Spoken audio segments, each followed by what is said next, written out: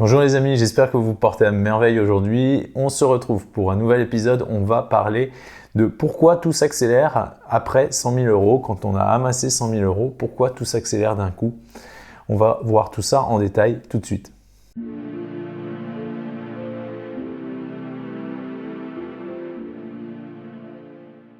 Les amis, je me réjouis de vous retrouver pour un nouvel épisode. On va parler aujourd'hui de pourquoi on entend, on lit, on voit que tout s'accélère, tout est plus simple une fois qu'on a atteint 100 000 euros de patrimoine. Alors, pourquoi? Est-ce que c'est un palier magique? On va décortiquer ça ensemble pour comprendre pourquoi il y a cette idée-là et qu'est-ce qui est important là derrière.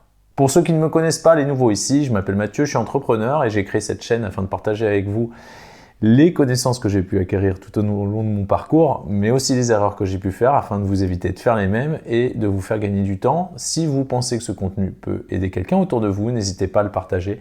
C'est comme ça qu'on pourra toucher un maximum de monde. Donc voyons ensemble aujourd'hui pourquoi on entend un peu partout que les 100 000 premiers euros, ce sont les plus difficiles et ensuite, tout s'accélère. Tout est plus simple. Même Charlie Munger disait ça, l'associé historique de Warren Buffett. Donc voyons pourquoi oncle Charlie et oncle Warren étaient convaincus de cela. L'idée qu'il faut prendre en considération, c'est qu'on va essayer de mettre en place une mécanique pour devenir un peu plus riche chaque jour. Et pour ça, il va falloir faire travailler son argent. Et pour faire travailler son argent, il va falloir de l'argent. On va voir un peu plus tard comment on fait pour justement se dégager de l'argent pour pouvoir investir. Mais à la base, si on veut faire de l'argent en faisant travailler notre argent, il va falloir de l'argent au départ. Prenons un exemple. Si vous avez 100 euros et que vous le placez à 10% par an, au bout d'un an, vous avez 110 euros, vous avez gagné 10 euros. Et de la même façon, si vous avez 100 000 euros et que vous les placez à 10% par an, ils vont vous rapporter 10 000 euros. Donc vous voyez tout de suite les échelles s'accélèrent et forcément, vous vous dites j'ai gagné 10 euros sur 100 euros, pas très intéressant, je ne vais pas faire grand chose avec ça. Bon, j'ai gagné 1000 euros sur 10 000 euros, c'est déjà un peu plus intéressant et vous voyez que dès qu'on passe à un zéro de plus, on gagne 10 000 euros sur 100 000 euros. Là, ça peut changer notre quotidien. Donc, il faut garder ça à l'esprit que si on veut faire de l'argent, il va falloir dégager de l'argent, il va falloir épargner, il va falloir avoir un capital à investir. Ça peut être un capital de départ ou alors ça peut être tous les mois. Ensuite, la mécanique qu'on utilise dans ces cas-là, c'est la mécanique des intérêts composés. J'ai fait un épisode à ce sujet-là, je vous invite à aller le voir. Si vous ne connaissez pas ce principe, c'est le principe que tous les investissements utilisent. Tout simplement, qu'est-ce qui se passe? L'idée, c'est de générer des intérêts sur des intérêts. Prenons un exemple. Vous avez 1000 euros que vous voulez placer. Vous les placez à 10% par an. Ce qui fait qu'au bout d'une année, vous avez 1000 euros, votre capital de départ, et vous avez 10% de ces 1000 euros, vous avez 100 euros d'intérêt. Ça vous fait 1100 euros. Là, vous pourriez vous dire, bon, je récupère 100 euros et je laisse mes 1000 euros travailler. Non. Ce qu'il faut, c'est réinvestir ces gains, réinvestir ces intérêts, parce que qu'est-ce qui va se passer? L'année numéro 2, si vous laissez vos intérêts, les intérêts de 10% vont se calculer non plus sur 1000 euros, votre capital de départ, mais sur 1100 euros. Ce qui fait que vous avez à ce moment-là 110 euros d'intérêt, donc vous êtes au total, vous avez 1210 euros. Et si on poursuit ainsi, on laisse nos intérêts travailler encore avec notre capital de départ. On a donc sur la troisième année, on a fait travailler 1210 euros à 10%, on a gagné donc 121 euros et donc on a 1331 euros à notre disposition. Et en fait, c'est ça qu'on cherche avec les intérêts composés, c'est cet effet de boule de neige où à un moment, la part d'intérêt va dépasser même la part de capital et là, tout va s'accélérer. Prenons un exemple, vous avez 10 000 euros à investir. Vous les investissez sur les marchés actions. Historiquement, le rendement du marché actions ajusté à l'inflation, c'est 7%. Donc, vous investissez 10 000 euros à 7%. En combien de temps vous allez atteindre 100 000 euros? Vous allez atteindre 100 000 euros en un peu moins de 8 ans. C'est déjà pas mal. Mais ensuite, si on continue et qu'on laisse cet argent travailler, on va voir qu'à chaque fois, pour passer à une centaine de plus, le temps va se réduire. Pourquoi? Parce qu'on a cet effet de boule de neige et on a cette inertie qui est lancée et où la courbe, elle va être de plus en plus exponentielle. Donc, pour passer de 10 000 euros à 100 000 euros, ça va nous prendre un peu moins de 8 ans. Par contre, pour de passer de 100 000 euros à 200 000 euros, ça va nous prendre un peu plus de 5 ans.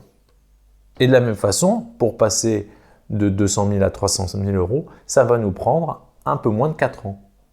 Pour passer de 300 000 euros à 400 000 euros, ça va nous prendre environ 3 ans. Et pour passer de 400 000 euros à 500 000 euros, ça va nous prendre 2 ans et demi. Donc vous voyez bien comment tout s'accélère. Et en bout de parcours, pour arriver au million, entre le moment où vous aurez 900 000 euros et le moment où vous aurez 1 million, ça ne vous prendra que 1 année et 4 mois. Pourquoi tout ça, ça s'accélère? Parce qu'une fois de plus, les intérêts s'accumulant, les intérêts qui sont calculés se calculent sur une somme qui est plus grande et donc tout s'accélère progressivement.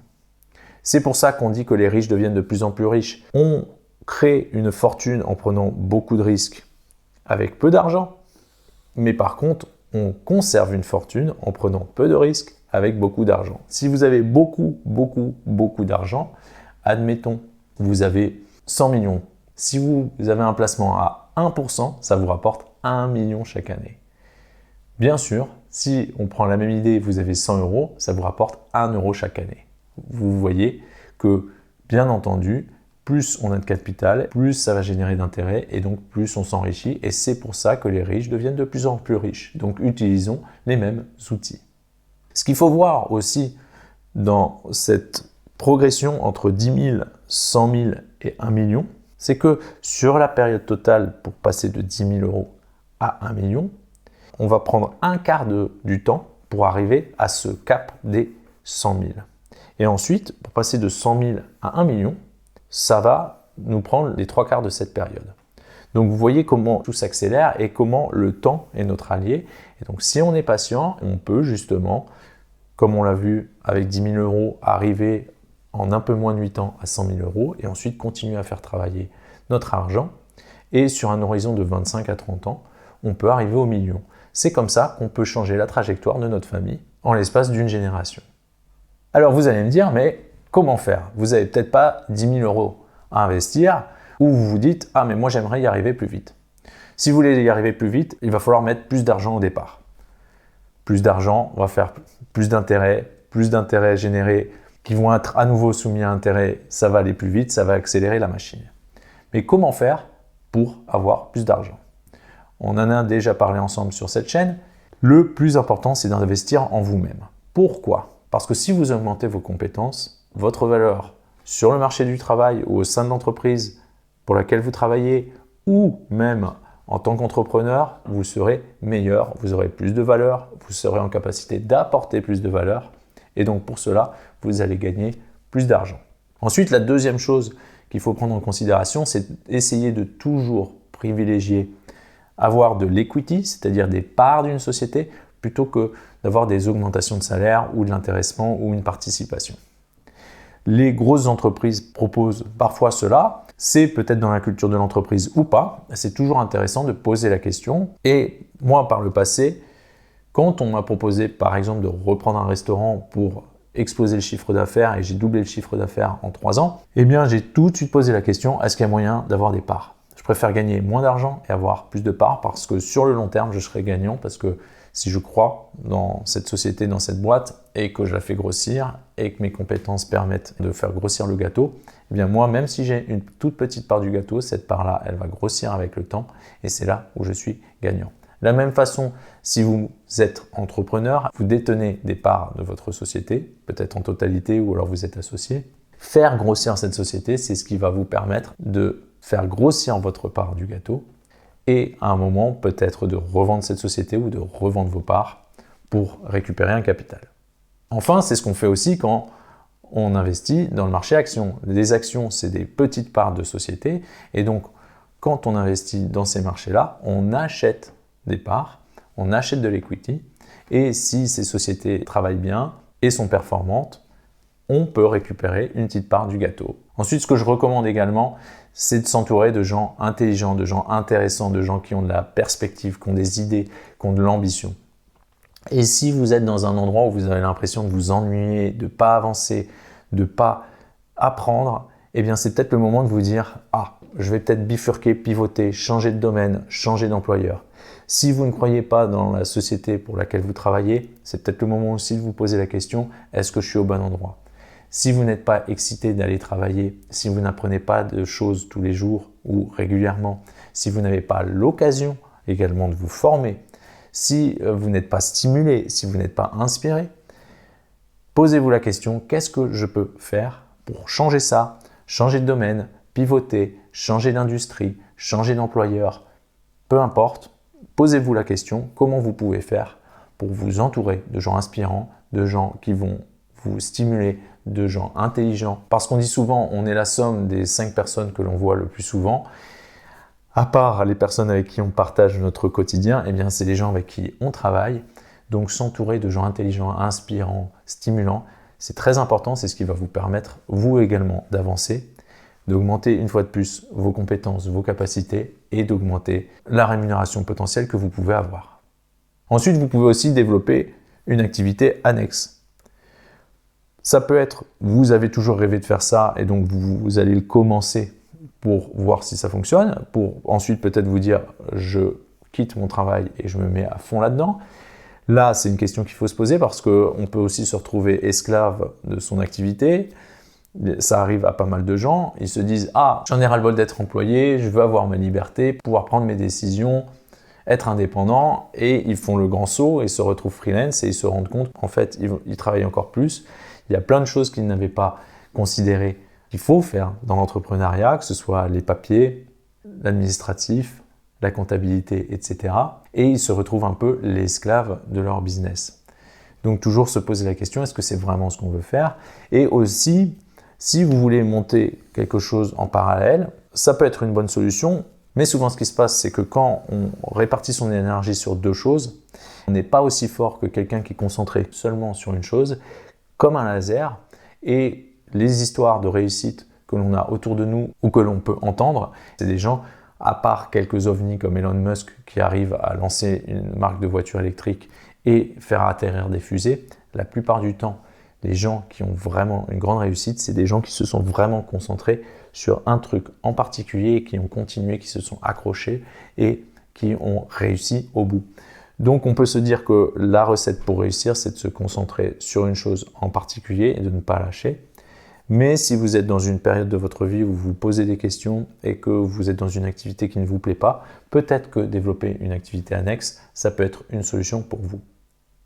Ensuite, une chose que moi je n'ai pas faite, je ne m'en suis pas rendu compte parce que malheureusement l'éducation financière en France c'est proche de 0. Mes parents ne m'ont pas instruit là-dessus et c'est pas de leur faute, c'est parce qu'ils n'y connaissaient rien également. C'est d'économiser dès le plus jeune âge. C'est-à-dire que même étudiant, on peut commencer à mettre peut-être 25, 50 euros de côté, peut-être 100 euros de côté. Alors oui, peut-être qu'on va sortir un peu moins, on va aller boire moins de coups, alors on peut sortir et peut-être tout simplement boire moins. Mais c'est super important parce que quand on est jeune, on a plus de temps devant nous et comme on l'a vu, c'est le temps qui est notre allié quand on investit dans les marchés financiers. Donc si vous êtes dans votre vingtaine et que vous vous dites non mais c'est pas possible, je ne peux pas y arriver, trouvez un moyen de mettre de côté 20, 50 euros, 100 euros par mois. Je sais que pour certaines personnes, ça peut paraître démentiel, mais c'est vraiment quelque chose où vous allez investir pour vous dans votre futur. Et quand vous allez avoir 50 ans et que vous allez vous retourner, vous allez vraiment être content d'avoir fait ce choix-là. Et pour pouvoir justement économiser, et après, c'est pas grave si vous n'avez pas commencé à 20 ans, si vous n'avez pas commencé à 30 ans, le mieux, c'est de commencer hier ou alors aujourd'hui. Mais pour justement économiser, le mieux, c'est d'avoir un budget. Et là, je vous invite à aller voir l'épisode sur ce sujet. Mais grosso modo, ce qu'on aimerait faire, c'est pas toujours possible, c'est avoir 50% pour nos charges fixes, nos besoins, se loger, se déplacer pour aller travailler, remplir son frigo, etc. Donc vraiment nos charges fixes, assurance, énergie, etc. Donc 50% de nos revenus, c'est pour ça. Ensuite, allouer 30% de nos revenus à tout ce qui est plaisir, sortie, les choses qu'on a envie de faire. Et ensuite, 20% pour notre futur. Et quand je dis notre futur, ça peut être une partie pour notre investissement, mais aussi une partie pour investir en soi-même, apprendre, payer des formations, etc. Si ce ratio 50, 30, 20 est difficile pour vous, vous pouvez faire 60, parce que souvent, ce qui est le plus difficile à compresser, ce sont nos charges fixes. Donc 60 pour nos besoins, ce qui est nécessaire pour vivre, 25% pour tout ce qui est plaisir, sortie, etc. et 15% pour investir pour notre futur. De procéder ainsi, ça permet d'avoir un plan, de s'y tenir et de pouvoir avancer en confiance. Et pour finir, alors, comment on investit? La première chose qu'il faut avoir à l'esprit, c'est que si vous pensez livret A, LDD, ce ne sont pas des supports d'investissement, ce sont des supports d'épargne. Ça vous permet de mettre votre épargne de précaution, c'est-à-dire 3, 6, 9, 12 mois de vos charges fixes d'avance, comme ça si vous avez une tuile qui arrive, vous êtes tranquille. Ça sert à ça parce que le livret A, bêtement, vous perdez de l'argent en mettant votre argent dessus. Pourquoi? Eh bien parce qu'il fait moins que l'inflation la plupart du temps. Donc vous perdez un petit peu en pouvoir d'achat sur l'argent que vous mettez là. C'est un mal pour un bien parce que c'est un livret qui est réglementé et garanti par l'État. Donc c'est parfait pour votre épargne de précaution, mais ce n'est pas du tout un support d'investissement. Si vous voulez investir, il va falloir prendre des risques. Comme je le disais tout à l'heure, on arrive à créer une fortune en prenant beaucoup de risques avec peu d'argent et on maintient une fortune en prenant peu de risques avec beaucoup d'argent. Alors quand je dis beaucoup de risques, ça reste mesuré parce que, comme je le disais un peu plus tôt, si on investit dans les actions, la performance, le rendement historique des actions ajusté à l'inflation, c'est quand même 7%. Donc bien sûr, il y a des périodes de crise, il y a des hauts et des bas, mais sur le long terme, 7% par an sans rien faire, c'est-à-dire que vous avez mis en place un système et ensuite vous laissez les intérêts travailler, c'est plutôt pas mal. Donc je parle bien d'investir, pas de trader. Trader, c'est j'achète, je revends en essayant de faire une culbute. Les meilleurs traders dans le monde, qui ont travaillé pour Ray Dalio ou John C. Bogle, n'ont jamais fait mieux que les moyennes de marché. Donc plutôt que d'essayer d'être le meilleur trader du monde, tout simplement investir dans des actions. Et donc là, on a le choix, on peut soit aller acheter du Tesla, du Amazon, du Apple. Ça s'appelle du stock picking. Mais pour moi, le mieux, c'est de suivre une moyenne de marché. Et pour ça, on a les indices qui sont par exemple le S&P 500 ou le CAC 40. Et pour investir dans un indice, eh bien, on a les ETF. Et l'avantage des ETF, c'est qu'il y a très peu de frais. Donc si vous mettez 100 € sur un ETF tous les mois, eh bien, il y a 99 € qui vont travailler. Alors que si vous choisissez peut-être un autre fonds, eh bien, il va y avoir 2, 3, 4% de frais et ça va vraiment grignoter votre performance. Donc le but, c'est d'avoir le moins de frais possible.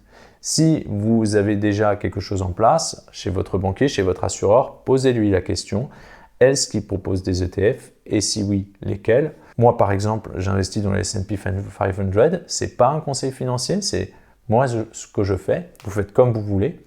Mais pourquoi? Parce que je crois dans l'économie américaine. C'est celle qui, au travers des années, s'est le mieux portée, même si bien sûr il y a des crises. Et il y aura à nouveau des crises. Mais en pensant à long terme, on se rend compte que ces crises, ces tempêtes, eh bien, on peut les laisser passer.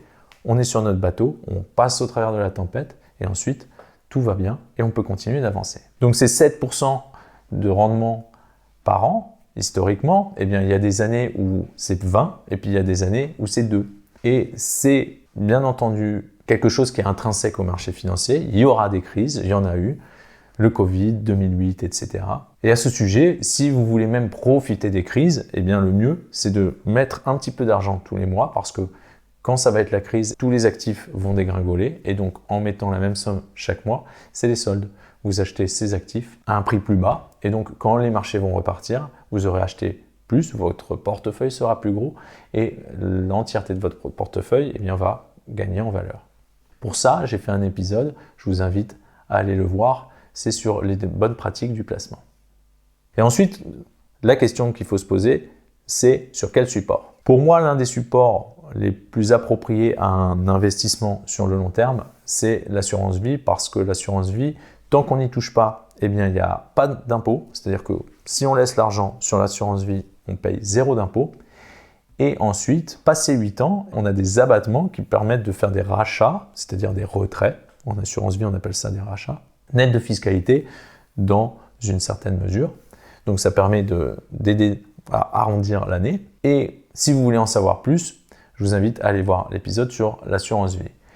Deux autres supports qui peuvent être intéressants, c'est le PEA, plan épargne action, ou le compte titre, qui sont des enveloppes qui permettent justement d'investir dans les marchés financiers. Donc voilà les amis, est-ce que vous avez maintenant peut-être 10 000 euros sur un compte et vous vous dites « Allez, je vais les placer et je vais aller chercher 100 000 euros à un horizon 8 ou peut-être 10 ans si on a vraiment une économie qui ralentit ».